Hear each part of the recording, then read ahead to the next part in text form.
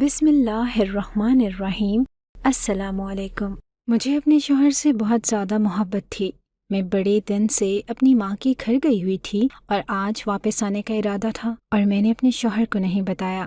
میں نے سوچا کہ اسے سرپرائز دوں گی تو وہ بہت خوش ہو جائے گا۔ وہ مجھ سے بہت زیادہ پیار کرتا تھا۔ ابھی ہماری کوئی اولاد بھی آنے والی تھی۔ فی الحال بس ہم دونوں ہی تھے اور اپنی زندگی کو خوب انجوائے کر رہے تھے۔ جیسے ہی میں گھر میں آئی تو دروازہ پہلے سے ہی کھلا ہوا تھا۔ میں حیران ہوئی کہ دروازہ کس نے کھولا ہے۔ پھر میں نے سوچا کہ شاید بھول گیا ہوگا، چلو اندر جا کر دیکھتی ہوں۔ میرا شوہر آس پاس کہیں دکھائی نہیں دے رہا تھا۔ صبح کا وقت تھا، مجھے لگا کہ شاید اپنے لیے کھانا یا ناشتہ بنا رہا ہوگا، مگر شاید وہ کمرے کے اندر تھا۔ میں جیسے ہی کمرے میں گئی اور میں نے اس کی طرف دیکھا، میرے منہ سے چیخیں نکلنے لگی۔ میرے پاؤں خود بخود پیچھے پیچھے ہٹنے لگے، کیونکہ جو جس بستر پر بیٹھی تھی وہ میرا شوہر تو نہیں ہو سکتا تھا۔ پھر وہ کون تھا؟ کیا تھا یہ اور کیسی مخلوق تھی؟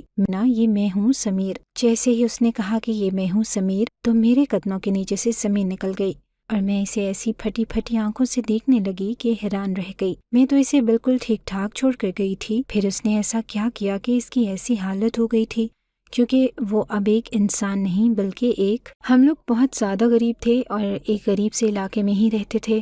یہاں پر ہم جیسے لوگ ہی رہا کرتے تھے۔ میں نے اپنی پسند سے شادی کی تھی۔ میری ماں اس رشتے کے خلاف تھی، لیکن شادی کے بعد جب انہوں نے دیکھا کہ میں بہت خوش ہوں تو انہوں نے مجھے معاف کر دیا۔ میرے شوہر کا نام سمیر تھا۔ وہ دیکھنے میں بہت ہی زیادہ خوبصورت آدمی تھا۔ میں نے اتنا خوبصورت آدمی اپنی زندگی میں کہیں نہیں دیکھا تھا، لیکن تھا تھوڑا سا ضدی اور پڑھا لکھا بھی نہ تھا، پر اس کی خوبصورتی ہی اتنی زیادہ تھی کہ یہ ساری باتیں چھپ جایا کرتی تھی۔ میں اس کے ساتھ بہت خوش تھی۔ ہم لوگ ایک چھوٹے سے گھر میں رہتے تھے اور ہمارے اس محلے میں آج کل کچھ زیادہ ہی دنگے فساد ہونے لگے تھے۔ ہمارے محلے میں ایک عورت رہتی تھی جس کا شوہر مسجد میں اذان پڑھا کرتا تھا۔ اس کے شوہر کا نام غلام دین تھا۔ وہ عورت مجھے اپنے گھر پر ایک دعوت پہ بلانے لگی اور کہا کہ تم ضرور آنا۔ میں نے سوچا کہ تمہارے گھر میں کیسے آ سکتی ہوں، میرا شوہر مجھے اجازت نہیں دے گا۔ اس نے کہا کہ ارے کیا ہو گیا ہے، جیسے تم انسان ہو ایسے ہم بھی تو انسان ہیں، ایک ہی جگہ پہ رہتے ہیں، ایک ہی ملک میں رہتے ہیں۔ میں نے کہا کہ اچھا میں اپنے شوہر سے پوچھوں گی۔ پھر جب میں نے اپنے شوہر سے پوچھا تو اس نے کہا کہ تم چلی تو جاؤ، لیکن اگر کسی کو پتہ چل گیا کہ سمیر کی بیوی غلام دین کے گھر گئی تھی تو بڑا برا ہو جائے گا، پھر تم کسی کو بتانا نہیں، چپکے سے چلی جانا، کچھ اچھا کھا پی کے واپس تو آ جاؤ گی نا۔ میں نے کہا کہ ہاں ٹھیک ہے۔ میں اس کے گھر گئی تو پتہ چلا کہ اس کے ہاں ایک بیٹا پیدا ہوا تھا، اسی لیے اس نے سب کو دعوت پہ بلایا تھا۔ میں نے اس کے گھر میں ایک عجیب سی چیز دیکھی، مجھے پتہ تو چل گیا کہ کیا ہے، پر میں نے پھر بھی اس سے پوچھا۔ وہاں پر ایک سونے کا قرآن مجید پڑا ہوا تھا۔ میں نے کہا کہ کیا یہ سچ مچ سونے کا ہے؟ تو اس نے کہا کہ ہاں یہ سونے کا ہے، ہم لوگوں کو تحفہ ملا ہے، ہم لوگ بہت خوش ہیں، بیٹا پیدا ہوا ہے نا، اس لیے میری ساس نے دیا ہے اور ان کو ان کی ساس نے دیا تھا۔ یہ ہمارا جدی پشتی ہے، یوں سمجھو کہ صدیوں سے چلتا آ رہا ہے۔ بڑی غریبی آئی، بہت برے حالات آئے، مگر اس کو کسی نے نہیں بیچا۔ اس کو کوئی کیسے بیچ سکتا ہے؟ یہ تو اللہ کا کلام ہے نا، ہمارے لیے تو اس کی بڑی اہمیت ہے۔ میں نے کہا کہ ہاں چاہے جتنی بھی بڑی مصیبت اور تنگی آ جائے، بھگوان کو کون بیچتا ہے؟ لیکن وہ تھا بہت ہی بڑا اور چمکیلا سا، کم سے کم بھی آج کل کے دور میں اس کی قیمت لاکھوں میں ہوگی۔ سب لوگ اس قرآن کو بھی دیکھ رہے تھے۔ میں تو بچے کو دیکھ کے اور کھانا پینا کر کے واپس آ گئی۔ گھر آ کے میں نے یہ بات اپنے شوہر کو بتائی تو وہ بھی حیران ہوا۔ اس نے کہا کہ ہاں میں نے بھی گھر میں ایک سونے کا قرآن مجید ہے۔ عجیب سی بات ہے کہ اس پورے محلے میں سارے ہی غریب ہیں، لیکن ان کے پاس سونے کی اتنی بڑی چیز ہے، مگر پھر بھی کسی نے چوری کرنے کی کوشش نہیں کی۔ میں نے کہا کہ ہاں وہ شمع بتا رہی تھی کہ اللہ اس کی حفاظت خود کرتا ہے اور وہ چوری نہیں ہوتی۔ اسی طرح کچھ دن گزرے تھے تو پتہ چلا کہ غلام دین اس دنیا سے چلا گیا۔ مجھے برا لگا، میں اس کی بیوی سے ملی تھی، شمع بہت اچھی تھی، اور اس کا شوہر اس دنیا سے چلا گیا، جبکہ ابھی تو ان کا بیٹا پیدا ہوا تھا۔ ان لوگوں نے اپنے ریتی رواجوں کے حساب سے کفن دفن کروا دیا اور میں اس سے افسوس کرنے بھی گئی تھی۔ میں نے کہا کہ بڑا دکھ ہوا، آپ کا شوہر اس دنیا میں نہیں رہا۔ وہ بیچاری بڑی پریشان تھی اور رو رہی تھی۔ میں نے جاتے جاتے دیکھا جس جگہ پر وہ سونے کا قرآن رکھا کرتی تھی وہاں پر نہیں پڑا تھا۔ میں نے کہا کہ شاید اب اس کا شوہر اس دنیا میں نہیں ہے تو اس نے بیچ دیا ہے۔ پر 2-4 دن بعد جب میں دوبارہ اس کے گھر گئی تو اس نے کہا کہ یہ بات کسی کو بتانا نہ، پر میرے پتی نے وہ سونے کا قرآن اپنی قبر میں ہی اپنے ساتھ دفنا لیا ہے۔ وہ کہتا تھا کہ یہ میری ماں کی نشانی ہے اور یہ اس کی آخری خواہش تھی۔ اس نے مرتے ہوئے یہی کہا اور ہم لوگوں نے اس کی خواہش مان لی اور اب وہ اس کے پاس ہی رہے گا۔ میں نے کہا کہ یہ سب کچھ عجیب نہیں ہے؟ تو کہنے لگی کہ ہاں ہے، لیکن کسی کی آخری خواہش ہو تو پوری تو کرنی ہی چاہیے۔ اب مجھے ہی پتا تھا کہ وہ قرآن غلام دین کی قبر میں اس کے پاس تھا، یعنی اس نے اپنے ساتھ ہی دفن کروا لیا تھا۔ پر یہ ایسی کوئی بات نہ تھی کہ میں اس کا بار بار ذکر کرتی، اس لیے میں نے کسی کو بھی نہیں بتایا، یہاں تک کہ سمیر کو بھی نہیں۔ دن اسی طرح گزرنے لگے، ہمارے حالات بہت برے ہو گئے تھے۔ میرے شوہر نے محلے میں ایک تحریک جوائن کر لی تھی۔ تحریک میں اس لیے کہہ رہی ہوں کیونکہ وہ لوگ اسی طرح کی حرکتیں کر رہے تھے، محلے کا ماحول خراب کرنا چاہتے تھے، لیکن جہاں بھی کہیں جا کر دنگا فساد کرنا ہوتا تو آج جاتے ان کو کچھ پیسے دے دیا کرتے تھے۔ ایک دن سمیر بھی ان کے ساتھ چلا گیا، واپس آیا تو اس کی بازو پہ چوٹ لگی ہوئی تھی۔ میں نے کہا کہ یہ کیا کیا؟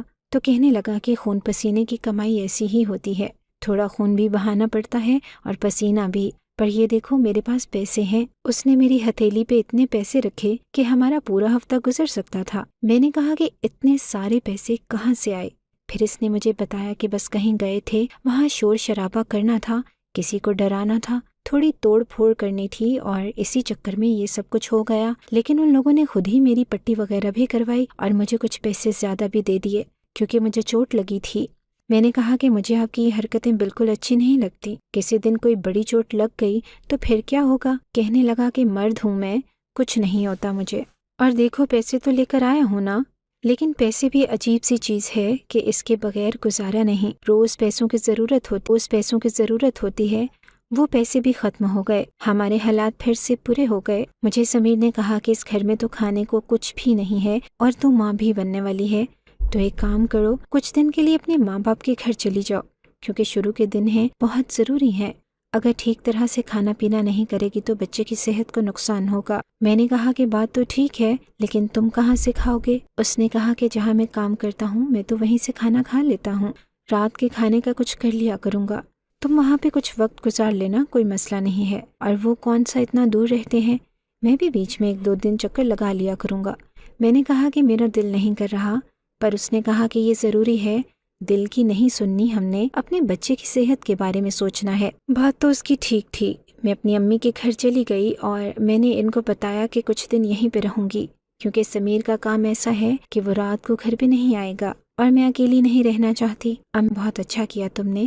اب میں اپنی ماں کے گھر ہی رہنے لگی تھی، لیکن میری سمیر سے روز فون پہ بات ہوتی تھی۔ ایک دن کہنے لگا کہ بہت جلد اتنے سارے پیسے آنے والے ہیں میرے پاس کہ میں تجھے اس گھر سے بھی لے جاؤں گا اور بہت اچھے گھر میں رکھوں گا، اس چھوٹے سے گھر میں نہیں رہیں گے بلکہ کرائے پہ اچھا سا گھر لیں گے، تجھے بہت ساری چیزیں بھی لے کر دوں گا اور بچے کی شاپنگ کرنے کے لیے بھی ہم کسی بڑے شہر میں جائیں گے۔ میں نے کہا کہ کوئی خواب دیکھا ہے کیا؟ اتنا سب کچھ کیسے ہوگا؟ تو اس نے کہا کہ ہو جائے گا۔ اب وہ روز مجھے خواب دکھاتا اور کہتا کہ ایسا ہوگا ویسا ہوگا، یہ چیز لے کر دوں گا، وہ چیز لے کر دوں گا، اور میں خوش ہوتی رہتی تھی۔ میں نے اپنی ماں کو بھی بتایا۔ میری ماں نے کہا کہ تیرا باپ بتا رہا تھا کہ یہ اچھے لوگوں کے ساتھ کام نہیں کرتا، کہیں پھر سے تو نہیں کوئی ایسی حرکت کرنے والا؟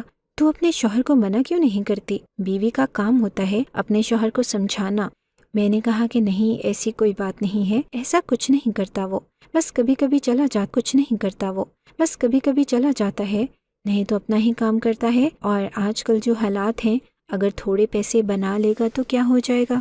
اب ہم لوگ 2 سے 3 ہونے والے ہیں، پیسوں کی ضرورت تو رہے گی نا، آپ لوگ تو نہیں کرو گے؟ میری ماں چپ ہو گئی کیونکہ وہ لوگ بھی غریب تھے، وہ کیا کر سکتے تھے؟ ان کو پتا تھا کہ وہ زیادہ کچھ نہیں کر سکتے، صرف مشورہ ہی دے سکتے تھے، اس لیے چپ ہو گئی۔ 2-4 دن گزرے تھے، میرے پتی سے بات نہیں ہو رہی تھی، تب سے میرا یہاں پہ دل بھی نہیں لگ رہا تھا۔ مجھے یہاں آئے ہوئے 2 مہینے ہونے والے تھے۔ میں ڈاکٹر کے پاس بھی گئی تھی، ڈاکٹر نے کہا تھا کہ سب کچھ بالکل ٹھیک ہے۔ شروع کے 3 مہینے تو اچھے ہی گزر گئے تھے، اب میں اپنے گھر جا سکتی تھی، اور پھر میرا پتی تو آج کل لاکھوں کمانے کی باتیں کر رہا تھا، تو کیا مجھے 2 وقتی اچھی روٹی نہیں کھلا سکتا تھا؟ میں نے سوچا کہ اسے سرپرائز دیتی ہوں اور اچانک سے ہی چلی جاؤں گی، کیونکہ ابھی ہماری شادی کون سا اتنا وقت ہوا تھا کہ ہماری محبت کم ہو گئی تھی، ہم تو ایک دوسرے کے بغیر رہ ہی نہیں پاتے تھے۔ तभी तो रोज फोन पे बात करते थे। मैंने सोच लिया कि आज अपने घर चली जाऊंगी। सुबह सुबह उठी और अपने मोहल्ले की तरफ चली गई। रिक्शे से उतरी थी कि एक घर से रोने की आवाजें आ रही थी। कोई बहुत बुरी तरह से रो रहा था, चिल्ला रहा था। मैं भी परेशान हो गई कि पता नहीं इस घर में क्या हो रहा है, यहाँ से क्यों रोने की आवाजें आ रही हैं। क्योंकि उस घर में जो औरत रहती थी मैं उसे अच्छी तरह जानती थी। वो कभी कभी मेरे घर भी आया करती थी और हम बैठ के गपशप लगाया करते थे। उसका पति था, 2 छोटे बच्चे थे और वो लोग भी बहुत ज्यादा गरीब थे। एक पल को सोचा कि अंदर जाके पूछ ही लेती हूँ कि क्या बात है, क्योंकि इतनी बुरी तरह से रो रही थी। लेकिन फिर सोचा कि पता नहीं शायद मियाँ बीवी की आपस की कोई लड़ाई हुई है। मुझे बीच में नहीं बोलना चाहिए। वैसे भी मेरी जो हालत थी, मैं किसी की मदद तो नहीं कर सकती थी, इसीलिए सीधे अपने घर की तरफ चली गई। मैं घर में तो ये देख के हैरान रह गई कि दरवाजा खुला हुआ था। सुबह सुबह का वक्त था। मैंने कहा कि लगता है रात को ही दरवाजा बंद करना भूल गया होगा, लेकिन जब किचन में देखा तो वहाँ पर भी नहीं था। कमरे में चली गई तो सामने का मंजर देख के हैरान रह गई। ऐसा लगा कि मेरी जान ही निकल जाएगी। बिस्तर पे कोई अजीब सी चीज पड़ी हुई थी। एक काला सा इंसान पड़ा हुआ था, जो इतना काला था कि मैंने ऐसा इंसान कभी नहीं देखा था। उसके चेहरे पे न जाने क्या लगा हुआ था, कहीं कहीं से काला था, कहीं कहीं से सफेद था और कमरे में से अजीब सी बदबू आ रही थी। कौन था ये आदमी? मेरे तो पाँव खुद ब खुद ही पीछे हटने लगे। मैं जमीन पे गिर गई और फिर भी मेरे पाँव पीछे पीछे हट रहे थे। ये सब कुछ अनजाने में हो रहा था। मैंने कहा कि कौन हो तुम? कौन हो? समीर, समीर। मैं अपने शौहर को मदद के लिए पुकारने लगी और वहाँ से भागने की कोशिश करने लगी। घर से बाहर तो नहीं गई थी, पर कमरे से बाहर जब निकली तो इसने कहा कि मीना, ये मैं हूँ तुम्हारा शौहर। मैं तो हैरान रह गई और वापस आई, उसे गौर से देखने लगी। थोड़ी देर गौर से देखा तो पता चल गया था कि वो तो समीर ही था। मगर ये क्या हुआ था इसके साथ? इसके पूरे जिस्म पर ये क्या लगा हुआ था? किस तरह के निशान थे? क्या इसे कोई बीमारी हो गई थी? लेकिन मैं तो इसे अच्छा भला छोड़ के गई थी। फिर ये सब कैसे हुआ और क्यों हुआ? वो बुरी तरह रोने लगा। मैं जब उसके पास आने लगी तो उसने कहा कि मेरे पास नहीं आओ, हो सकता है ये बीमारी छूने से फैलती हो। मैंने कहा कि ये बीमारी कहाँ से आ गई है, क्या हुआ है? मैं तुम्हें ठीक छोड़ के गई थी। कहने लगा कि तुम तो मुझे ठीक छोड़ के गई थी, लेकिन मेरी नीयत ठीक न थी, मेरे काम ठीक न थे, मेरी हरकतें भी बिल्कुल ठीक न थी, इसीलिए मेरे साथ ये सब कुछ हुआ है। मुझे सजा मिली है क्योंकि मैं बहुत बड़ा गुनाह किया है। मैंने कहा कि कौन सा गुनाह किया है तुमने? कहीं किसी को? मेरी जुबान रुक गई। नहीं नहीं, मैं किसी के साथ इतना बुरा नहीं कर सकता, लेकिन जो मैंने किया शायद वो इससे भी ज्यादा बुरा है। और सिर्फ मैं ही नहीं और बहुत से लोगों के साथ भी यही हुआ है। हम सब की हालत ऐसी हो गई है। हम बहुत ज्यादा बुरे लोग हैं और हमें सजा मिली है। अब पता नहीं क्या होगा। हमें से एक डॉक्टर के पास गया तो डॉक्टर ने इसे हॉस्पिटल से निकाल दिया। डॉक्टर ने कहा कि तुम्हें पता नहीं कौन सी नई बीमारी निकल आई है, चले जाओ यहाँ से, नहीं तो तुम्हारे साथ भी वही होगा जो कोरोना के दिनों में हुआ था। तुम्हें एक जगह पर बंद कर दिया जाएगा। इसीलिए मैं डॉक्टर के पास भी नहीं जा रहा हूँ कि कहीं मुझे सबसे अलग बंद ना कर दिया जाए। फिर मैं तुम्हारे बगैर कैसे रहूँगा? तुम्हें देख भी नहीं पाऊंगा। ये मेरे साथ कल हुआ है। मैं तुम्हें फोन करने वाला था पर हिम्मत नहीं हो रही थी और तुम खुद ही आ गई। पहले तो हम दोनों रोते रहे। मैंने इसे पानी पिलाया, वो मुझे अपने जख्मों को हाथ भी नहीं लगाने दे रहा था। फिर मैंने इससे पूछा कि बताओ ये सब कुछ कैसे हुआ है, तो उसने मुझे ऐसी बात बताई कि मैं हैरान रह गई। उसने कहा कि हमें किसी तरह ये बात पता चली कि गुलाम दीन ने वो सोने का कुरान अपने साथ ही कब्र में दफना लिया है और हम लोगों की इस कुरान पर नजर थी। हम उसे चोरी करके बेचना चाहते थे और हम लोग टोटल 8 लोग थे। हमें ये बात एक आदमी की बीवी ने बताई कि इसको ये बात गुलाम दीन की बीवी ने बताई थी। मैंने कहा कि हाँ मुझे भी पता था, लेकिन मैंने किसी को नहीं बताया। उसने कहा कि अगर तुम मुझे पहले कहती कि मुझे पता था और किसी को नहीं बताया तो मुझे तुम पे बहुत गुस्सा आता, मगर अच्छा हुआ कि तुमने नहीं बताया। पर फिर भी हम लोग ये काम तो कर ही बैठे। हम लोगों ने प्लान बनाया कि हम वो चीज उसकी कब्र से निकाल लेंगे और उसको बेच देंगे, और यही करने के लिए हम लोगों ने कब्र को खोल दिया, उसकी मैयत को भी बाहर निकाल दिया और कब्र की भी बेहुरमती करते रहे, ढूंढते रहे पर कुछ ना मिला। मगर हम लोगों की लालच और गलती की सजा हमें ये मिली कि अचानक से बारिश आने लगी। हम लोग समझे कि नॉर्मल बारिश है, लेकिन बारिश के बाद जैसे ही बारिश का पानी हमारे जिस्म पे लगा, हमें अजीब सी खुजली होने लगी, खारिश होने लगी। और उसके बाद जब हम लोग अपने अपने घर वापस आ गए तो हमारे जिस्म पे ये निशान उभरने लगे। इनमें बहुत ज्यादा खुजली हो रही है और बदबू भी आ रही है। हमें सजा मिली है क्योंकि ऐसे किसी की کی قبر کے ساتھ بے حرمتی کرنا تو ایک گناہ ہے، اور وہ بھی بہت نیک آدمی تھا۔ ہم لوگوں نے یہ سب کچھ کیا اور وہ قرآن بھی اس کی قبر میں نہیں ہے۔ میں نے کہا کہ تم لوگوں کو ایسا نہیں کرنا چاہیے تھا، تم لوگوں کو لالچ کی سزا ملی ہے، پر اب جو کچھ بھی ہوا ہے ڈاکٹر کے پاس تو جانا ہی پڑے گا۔ میں ڈاکٹر کے پاس گئی اور جا کے اس سے سب کچھ بتا دیا۔ میں نے اپنے کانوں میں سونے کے ٹاپس پہن رکھے تھے، وہ میں نے ڈاکٹر کی ٹیبل پہ رکھ دیے، اور میں نے کہا کہ بس ایک دفعہ آپ میرے پتی کو دیکھ لیں۔ وہ گھر آیا اور اس نے آ کر میرے پتی کو دیکھا تو کہنے لگا کہ معاملہ کچھ میری سمجھ میں تو آ رہا ہے، یہ کوئی ایسی بیماری تکلیف دہ بیماری ہے، اور یہ قبر کیسے ختم ہوگی اس کی کوئی گارنٹی نہیں ہے۔ میں کچھ دوائیاں لکھ دیتا ہوں، آپ وہ دوائیاں ان کو کھلا دیجئے، اگر ٹھیک ہو گئی تو ٹھیک ہے، نہیں تو پھر آپ کو دوسرے شہر جا کر ان کا علاج کروانا ہوگا۔ میں نے اپنے شوہر کو دوائیاں کھلا دی اور میں اس کا کسی طرح خیال کرنے کی کوشش کر رہی تھی، پر وہ مجھے اپنے آپ کو ہاتھ بھی نہیں لگانے دے رہا تھا۔ اس نے کہا کہ تم ماں بننے والی ہو اور تمہاری زندگی کا سوال ہے اور میرے بچے کی زندگی کا بھی، لیکن میرے لیے یہ سب کچھ بہت مشکل تھا۔ میں اس کو دیکھتی تو مجھے رونا آ جاتا تھا، مجھے غصہ بھی آ رہا تھا کہ لالچ کرنے کی کیا ضرورت تھی۔ تبھی وہ کہہ رہا تھا کہ بہت سارے پیسے آنے والے ہیں، تمہیں سیر کروانے لے جاؤں گا، اچھے گھر میں رکھوں گا، بچے کی شاپنگ کریں گے، لیکن اب تو جو پیسے ہمارے ہاتھ میں تھے شاید وہ بھی ختم ہو جاتے، کیونکہ میرا شوہر ایسی حالت میں باہر جا کے کام بھی نہیں کر سکتا تھا۔ میں ایک دن شمع کے پاس چلی گئی اور میں نے اسے یہ تو نہ بتایا کہ جن لوگوں نے اس کے شوہر کی قبر کے ساتھ سب کچھ کیا اس میں سے ایک میرا شوہر بھی تھا، اور میں نے اس سے باتوں باتوں میں پوچھا کہ تم نے ہی تو کہا تھا کہ وہ قرآن قبر کے اندر رکھ دیا گیا ہے، اسی لیے تمہارے شوہر کی قبر کے ساتھ کچھ لوگوں نے ایسا کیا۔ میں اس محلے میں نہ تھی اس لیے مجھے نہیں پتا، پر تمہیں اس طرح کی بات سب کو بتانے کی ضرورت کیا تھی؟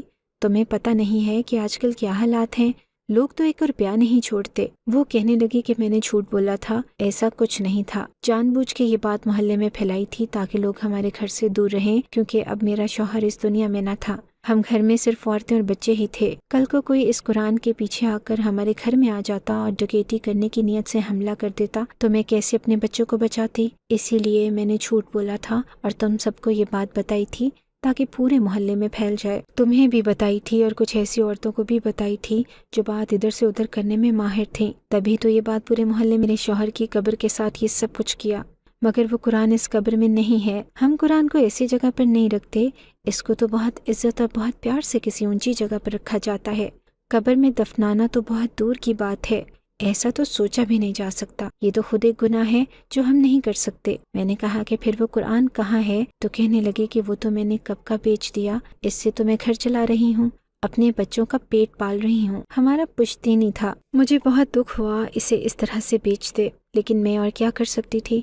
میں نے اسے ساری بات بتا دی تو وہ حیران رہ گئی۔ میں نے کہا کہ معاف کر دو، ان لوگوں میں میرا پتی بھی تھا، میں نے تم سے جھوٹ بولا، پر اب دیکھو میں ماں بننے والی ہوں اور میرے پتی کی کیا حالت ہے، کیا کروں میں؟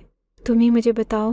دیکھو آج کل جو ہمارے حالات چل رہے ہیں، مجھے تو ایسا لگتا ہے کہ کوئی بھی برا نہیں ہے، سب اپنے اپنے خرچے اٹھانے کے لیے کوئی نہ کوئی حرکت کر جاتے ہیں۔ ہمارے یہاں بھی تو اولاد ہونے والی ہے، اس لیے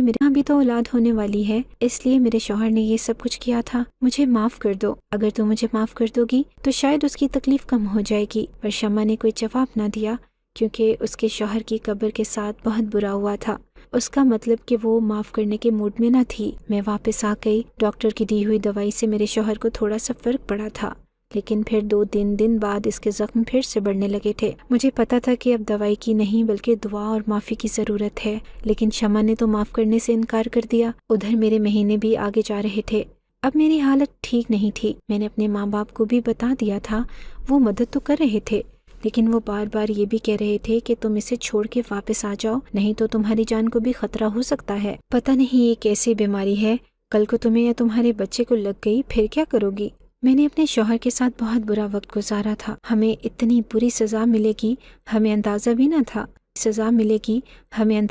تھا۔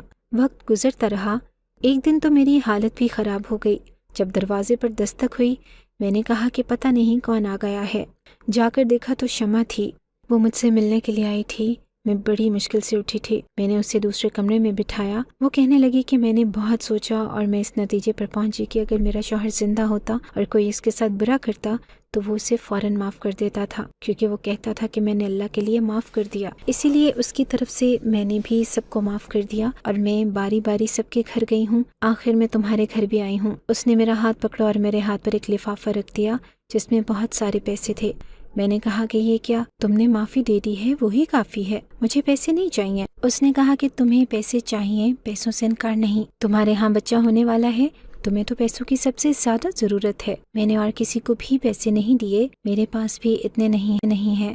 ابھی تو میرے آگے بھی بڑی مشکل راہیں پڑی ہیں، لیکن پھر بھی سوچا کہ تمہیں پیسوں کی ضرورت ہوگی، زیادہ نہیں ہے پر تمہارے کام آ جائیں گے، اور کسی چیز کی ضرورت ہوئی تو مجھے بتانا۔ میں نے اسے حیران ہو کر دیکھا اور کہا کہ تمہارا دل کتنا بڑا ہے۔ اس نے کہا کہ ہمارا دل نہیں، وہ بڑا ہے جس کو ہم مانتے ہیں، اور وہ کہتا ہے کہ معاف کر دینا چاہیے، اسی لیے میں نے معاف کر دیا۔ کسی کو معاف کرنے میں بہت سکون ملتا ہے۔ میں اللہ سے دعا کروں گی کہ تمہارے شوہر کا درد ختم ہو جائے اور وہ جلد ہی ٹھیک ہو جائے۔ میں نے اس کا بہت شکریہ ادا کیا۔ میں بار بار روتی تھی۔ وہ کہتی تھی کہ پریشان نہ ہو، سب کچھ ٹھیک ہو جائے گا، اور واقعی 2-3 مہینے میں میرا شوہر کافی بہتر ہو گیا۔ اس پر دوائی نے بھی اثر کرنا شروع کر دیا تھا اور اب اس کے جسم پر وہ نشان بہت کم رہ گئے تھے۔ ایسے لگتا تھا کہ اچانک سے ہی سب کچھ ٹھیک ہو گیا ہے۔ میرے ہاں بھی ایک پیاری سی بیٹی پیدا ہوئی۔ اب حالات بھی بہتر ہونے لگے۔ اب سمیر باہر جا کے کما سکتا تھا اور اس نے سوچ لیا تھا کہ وہ کبھی کوئی غلط کام نہیں کرے گا، کوئی بھی ایسا کام نہیں کرے گا جس سے کسی اور کو تکلیف پہنچے، چاہے وہ زندہ ہو یا مردہ۔ جب سے اس نے بھی ارادہ کیا، ہمارے گھر کے حالات بھی بدلنے لگے۔ آج اس بات کو 1 سال ہو گیا ہے، لیکن سب کچھ بالکل ٹھیک ہے۔ میں نے اپنی کہانی بھیج دی ہے تاکہ آپ لوگوں تک پہنچ سکے، آپ لوگوں کو بھی پتہ چل سکے کہ اس دنیا میں کیا ہو رہا ہے اور کیسے کیسے لوگ رہتے ہیں۔ اسی لیے ہر کسی کو اپنی اپنی حد۔ اگر آپ کو ہماری یہ کہانی اچھی لگی ہے تو ہماری کہانی کو لائک کیجیے، اور اس طرح کی مزید کہانیاں سننے کے لیے ہمارے چینل کو سبسکرائب کیجیے۔ کہانی سننے کا شکریہ۔ آپ سے ملاقات ہوگی اگلی ویڈیو میں، تب تک کے لیے